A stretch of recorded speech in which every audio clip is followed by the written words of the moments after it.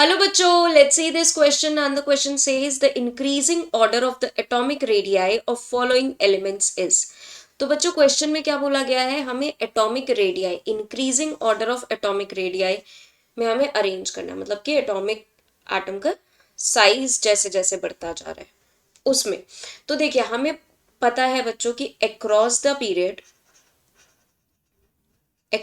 Period क्या होता है, साइज हमारा साइज जो है मतलब या फिर कह सकते हैं atomic radii, atomic radii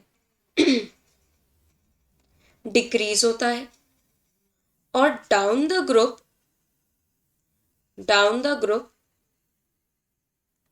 atomic radii हमारा इंक्रीज होता है। तो अगर बात करें यहाँ पे बच्चों, तो हमें पता है कि कार्बन का क्या है एटॉमिक नंबर 6 है, फिर नाइट्रोजन आता है, फिर आता है ऑक्सीजन एटॉमिक नंबर 8, फिर आता है फ्लोरीन। इस तरीके से चलता है, बीच में नाइट्रोजन आता है, ठीक है। और फ्लोरीन के नीचे क्लोरीन आता है, ये डाउन द ग्रुप चले जाते हैं, फिर आता है ब्रोमीन, ठीक है। ये अब हमें पता है बच्चों डाउन द ग्रुप साइज क्या होता है, इंक्रीज। तो सबसे ज्यादा किसका होगा, ब्रोमीन का होगा, फिर होगा क्लोरीन का। और अगर अक्रॉस अ पीरियड बात करें तो सबसे बड़ा साइज किसका होगा, कार्बन का, फिर ऑक्सीजन का, फिर फ्लोरीन का, ठीक है। मतलब इन सब में से सबसे छोटा साइज किसका होगा, फ्लोरीन का। वो बेचारे यहाँ से भी सबसे छोटा है और इधर से भी सबसे छोटा है, तो फ्लोरीन को सबसे आखिरी में हम खुद ही रख देते हैं, ठीक है।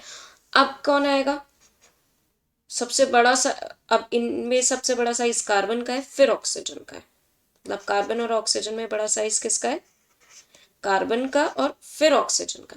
तो ये हमारा ऑर्डर है। तो सबसे पहले आएगा ई, और फिर आएगा डी, फिर आएगा हमारा ए, फिर बी एंड देन सी। तो ऐसा कौन सा ऑप्शन में देखने को मिल रहा है बच्चों, ऑप्शन 2 में। So I hope all of you understood very well. Thank you and best of luck.